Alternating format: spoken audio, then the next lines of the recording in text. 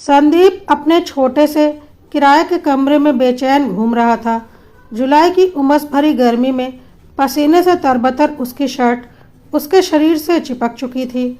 उसके मन में अनगिनत सवाल थे। क्या इस बार भी नाकामी हाथ लगेगी? पिछले 2 सालों से वह प्रशासनिक सेवा की परीक्षा दे रहा था, लेकिन हर बार असफलता ने उसका पीछा नहीं छोड़ा। आज परिणाम का दिन था, लेकिन उसमें इतनी हिम्मत नहीं थी कि साइबर कैफ़े जाकर अपना रिजल्ट देख सके। उसका फ़ोन भी इतना पुराना था कि इंटरनेट चलाने का कोई सवाल ही नहीं था। उसकी ज़िंदगी में स्नेहा नाम की एक लड़की थी, जो मकान मालिक की बेटी थी और जिसे वह बहुत पसंद करता था। स्नेहा ने उससे वादा किया था कि जैसे ही उसके पिता के पास अखबार आएगा, वह उसमें उसका परिणाम देखकर उसे बताने आएगी।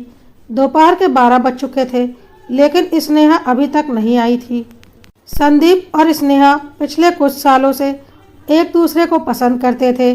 स्नेहा हमेशा उसे प्रेरित करती रहती थी, चाहे उसे पढ़ाई के लिए केरोसिन देना हो, चुपके से खाना खिलाना हो या अपनी पॉकेट मनी बचाकर उसकी किताबें खरीदवाना। वह हर मोड़ पर संदीप के साथ खड़ी थी। अचानक दरवाजे पर दस्तक हुई। संदीप ने उत्सुकता से दरवाज़ा खोला तो सामने स्नेहा खड़ी थी। गर्मी के भागदौड़ के कारण उसका चेहरा लाल हो गया था। वह हांफती हुई आई और संदीप के हाथ में अखबार का एक टुकड़ा थमा दिया। संदीप ने कांपते हाथों से अखबार खोला और पीले मार्कर से घेरा हुआ अपना रोल नंबर देखकर अविश्वास से भर गया। वह सफल हो गया था। स्नेहा ने हंसते हुए कहा, अब तो मिठाई बनती है। संदीप ने भावुक होकर उसका हाथ थामा और कहा, तुम्हारे बिना यह संभव नहीं था। स्नेहा हल्की मुस्कान के साथ अपना हाथ छुड़ाकर बाहर भाग गई। संदीप के खुशी का ठिकाना नहीं था, लेकिन आर्थिक हालात अब भी पहले जैसे ही थे। उसने कमरे के हर कोने में बचे हुए पैसे तलाशे और कुल 120 रुपये इकट्ठे हो सके। इतने पैसों में वह या तो घर जा सकता था या फिर खाना खा सकता था। तभी दरवाजे पर दोबारा दस्तक हुई। इस बार स्नेहा के हाथों में एक थाली थी। उसने संदीप के सामने रख दी, जिसमें तरह तरह के स्वादिष्ट व्यंजन थे। यह देखकर संदीप की आंखें भर आई।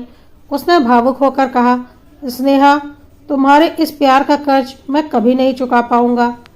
स्नेहा ने मुस्कुराते हुए कहा, यह एहसान नहीं, मेरा प्यार है।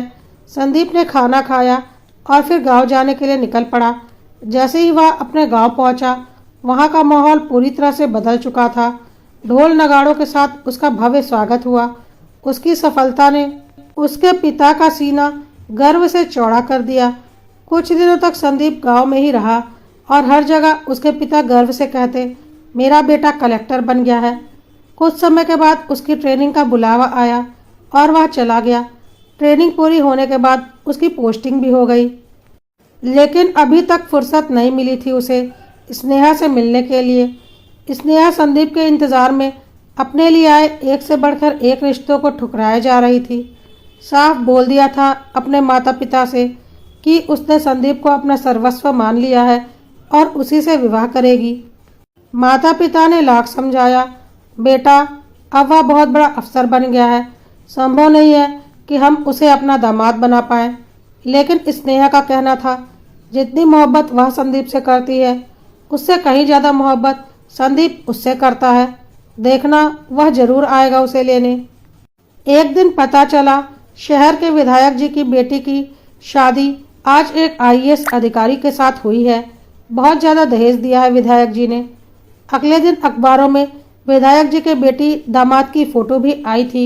विधायक जी के दामाद को देखकर स्नेहा ने अपने पिता से कहा कि वह उसके लिए अपनी हैसियत का रिश्ता देखे। वह शादी करने को तैयार है।